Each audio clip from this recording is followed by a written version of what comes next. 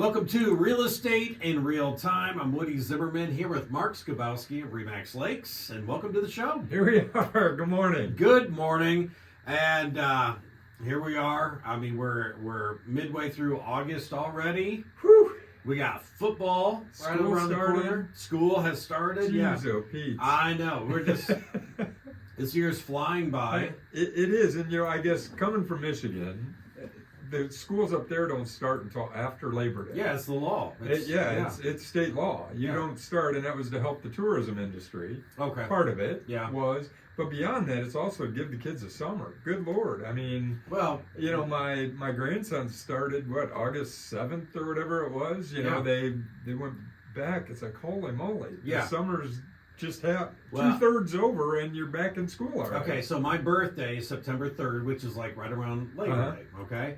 And so when I was a kid, we would get out of school like after the first week of June, like June 7th-ish. Right. And we would go back to school right after my birthday. Right after Labor Day. But then by the time, but then my kids, they would be in school midway through August. It's like, okay, that's just odd. It's just odd. Yeah. It cuts the summer off. But that's okay. That's okay. But the real estate market is still going. Okay. We're still kicking. And today I want to talk about, from a seller's perspective, pricing, how important pricing is when you go to list your house for sale. Yeah.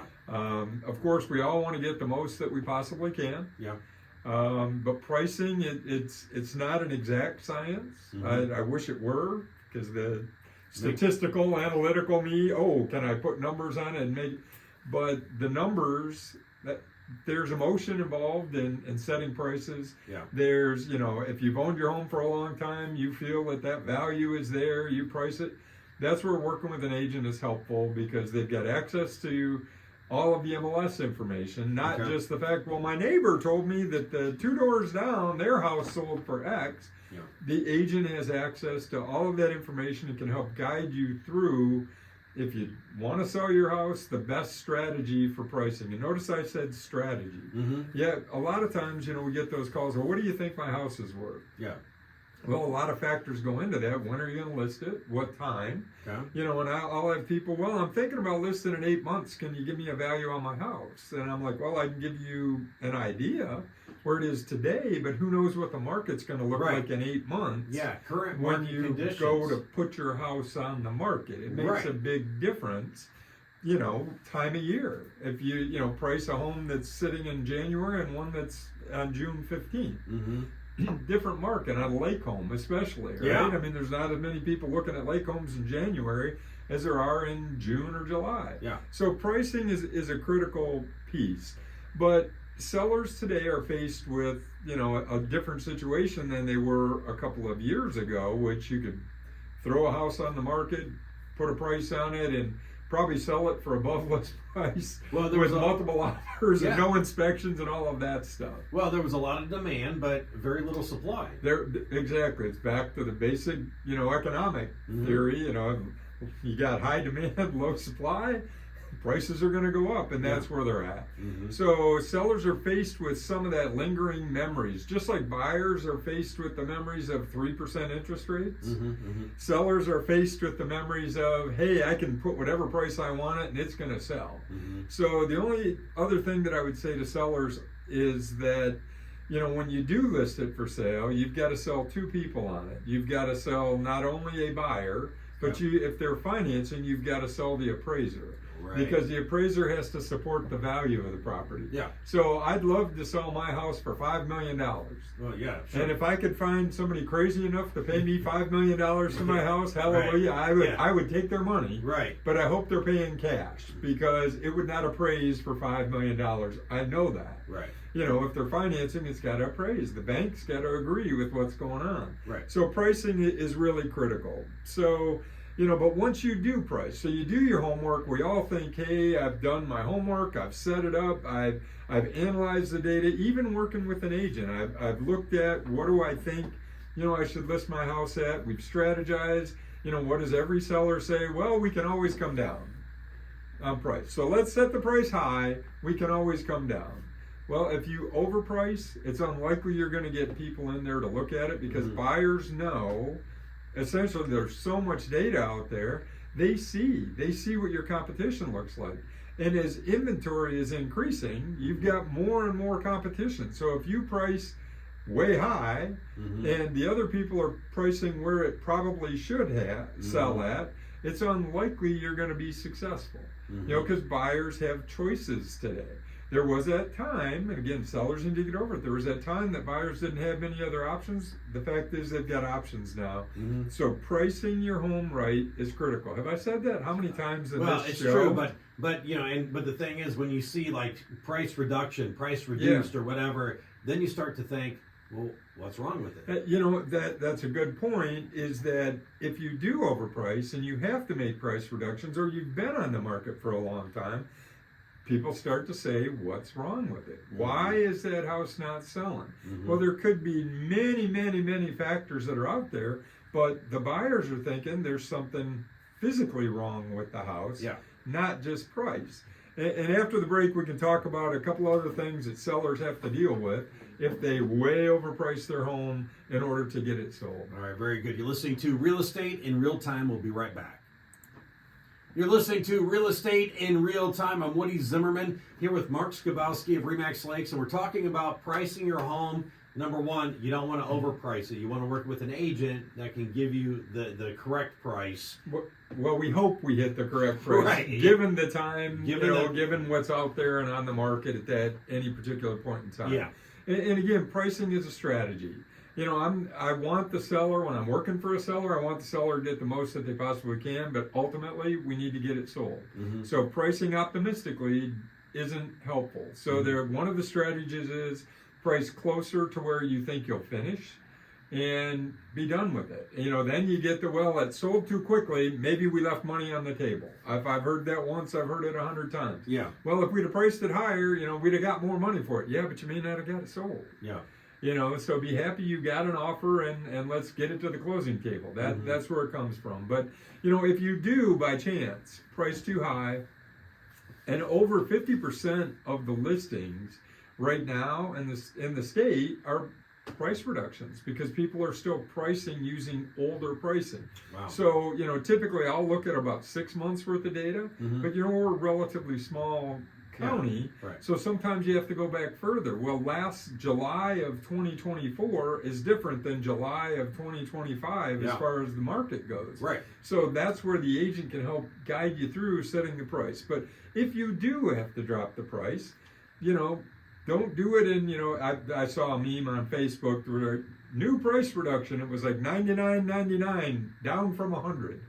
You know, it's like 1 cent. No. You took a penny off. Right. If you're going to make a price reduction, we call it fishing in a different pool. Most buyers look in $10,000 increments. Okay. So they've set their searches up for $10,000 increments. So if you do a $5,000 price reduction, you're probably still in the same spot. Now, again, these are all relative. We're talking if you're a $50,000 property versus $1 million property, right? Right. $10,000 adjustment on $1 million is a lot different than a $10,000 adjustment on a $50,000 property. Right. But you need to make your adjustment significant. You need to make it enough to where you're going to get new eyes on. Yeah. You're going to get new people, a new pool of potential buyers looking at it. Okay. Especially if you've been on the market a long time. So if you're going to drop the price, be prepared for that. But as you talked about before the break, what's wrong with it? Why are you reducing the price? I've had that call. You know, I had a lake listing that we intentionally priced it high. It was going to sit through the winter. They didn't care. We priced really high. Okay. And I was like, hey, you were pricing really high. We probably shouldn't do that. You know, but you're on the market 180 days when things are selling in 30, 40, 50 days. People are, what's wrong with the house? Yeah. And ultimately we did drop and ultimately we did sell it, but they sold it at a lot less than what we probably could have if we'd have priced it right to begin with. Right. So, you know, and that's the tough part. Yeah, we priced high, ultimately had to do price reductions and probably sold it for less than if we priced where it should have been to begin with. You know, and that was their call. We had the discussion. It isn't like I did this, oh, okay, I just want the listing, I'm going to price it high. There was a strategy that they had, and they were okay with it. Yeah. And they were okay with taking less long term. Most buyers aren't there, or most sellers aren't there, right? I mean, most of us, hey, we want to get as much as we possibly can. Unique situation, these folks were okay. But from a buyer's perspective, if the price has dropped, it's get your eyes on it. It gets you in there to look at it. Doesn't mean there's something wrong with it just because somebody's dropped price. So for buyers, more and more homes are being reduced. It doesn't indicate that there's an issue with the house. It's that the seller is trying to adjust to the marketplace. That's what's happening. So, many sellers, if they can't sell, they get frustrated. They're on the market. They were used to. They're still thinking, hey, I'll sell it in a week. And now you're at 4 months, and they're like, well, and they've dropped their price, and they still can't get a buyer. I'll just take it off the market. There's a lot of that taking place. You're seeing a lot of those listings coming off of the market as sellers decide, you know what, I don't have to sell. I'll go ahead and take it off the market rather than take a reduced price. And that's their right to do. You know, if you don't want to sell it, your why doesn't say I have to sell it, they'll do that. The other thing is thinking about renting it. If you can't sell it, they'll think about putting it into a rental situation. I experienced that with that condo that I had inherited. I tried to rent it, couldn't rent it, ultimately sold it. So, but the renting, that can be a different game as well. There's something there. So, ultimately for sellers, if you work with an agent and you price properly, the market is still such to where you'll probably do okay. Why do I say that? Because home prices appreciated 55% over the last 5 years. Right?